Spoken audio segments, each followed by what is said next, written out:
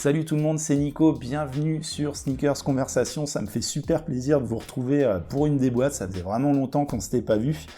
Et comme on a un peu de temps en ce moment, on va pas se mentir, avec le confinement, eh bien, je profite de ce temps et surtout de la réception de cette petite beauté pour vous en faire la déboîte. Donc il s'agit de la Jordan 1 OG Purple.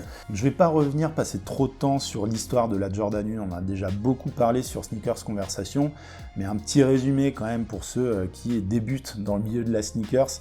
La Jordan 1, c'est un modèle vraiment iconique, peut-être le modèle le plus iconique des sneakers, qui a été lancé initialement en 1985. C'est le premier modèle signature de Michael Jordan. Bon, là, si vous ne connaissez pas, franchement, je peux rien pour vous, surtout avec l'actualité du moment, The Last Dance sur Netflix. Si vous ne l'avez pas vu, foncez, les 2 premiers épisodes sont disponibles. C'est un modèle incontournable, elle est tout simplement magnifique. Donc cette Jordan 1 Purple est vraiment hyper réussie. C'est pas un coloris original, c'est un nouveau coloris. Il y a déjà eu une version Purple récemment, je ne me rappelle plus quand exactement, mais avec du noir sur la toe box également, sur le côté si je ne me trompe pas. Donc globalement, celle-ci, c'est un peu le même code couleur que la Chicago, sauf que le rouge aurait été remplacé par du violet, comme vous pouvez le voir. Ce que je peux dire sur ce modèle, c'est que la qualité est vraiment au rendez-vous. Alors, ça sent toujours vraiment très fort la colle. Mais le cuir est vraiment chouette, le shape est plutôt réussi.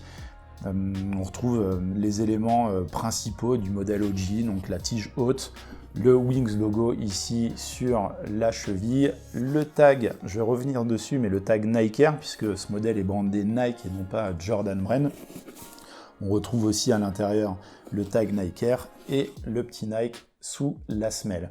Ce qui sort un petit peu ici, et je trouve que c'est pas forcément une réussite, c'est le tag Nike Air sur la languette qui est en cuir en fait, alors que normalement sur les modèles OG c'est en tissu classique, et en fait moi je trouve ça un peu dommage qu'ils aient fait ça. J'aurais bien voulu avoir le tag Nike Air classique en tissu blanc avec Nike Air écrit en violet, ça aurait été vraiment canon. D'ailleurs sur le précédent modèle Purple c'est ça qu'ils avaient fait, donc je sais pas pourquoi ils l'ont pas fait là. Et j'ai vu sur Instagram un mec que je suis et que j'admire beaucoup qui s'appelle Hoopfresh, je vous mettrai le lien dans la description, qui est un type qui s'est lancé dans le bespoke, donc qui recrée des modèles de Jordan principalement, from scratch.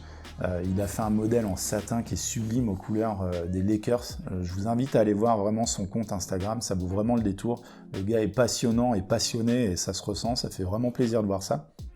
Et donc le gars partageait un peu mon avis sur ce tag Nike Air qui était un peu raté sur ce modèle. Et donc du coup lui il a l'autre modèle Purple et il a juste switché les tags Nike Air. Et le résultat c'est que celui-ci noir en cuir avec le Nike Air en violet va vraiment beaucoup mieux sur l'autre modèle, et le modèle en tissu violet sur fond blanc va beaucoup mieux sur celui-ci. Donc allez voir ça dans son feed Instagram, vous me direz ce que vous en pensez, mais je trouve que ça aurait été vraiment une vraie réussite que de faire comme ça initialement. Donc voilà pour la petite présentation du modèle. Elles sont livrées avec une autre paire de lacets violettes, je ne crois pas qu'il y a des blancs. Il y a certains gars sur Instagram qui les ont lacés avec des lacets blancs et c'est probablement ce que je ferai, parce que je trouve que ça claque beaucoup plus. Du coup cette Jordan 1, beau modèle, quali, franchement je la kiffe. Elle est sold out évidemment, mais vous pouvez la retrouver sur les plateformes habituelles, Vinted, StockX, Goat, etc.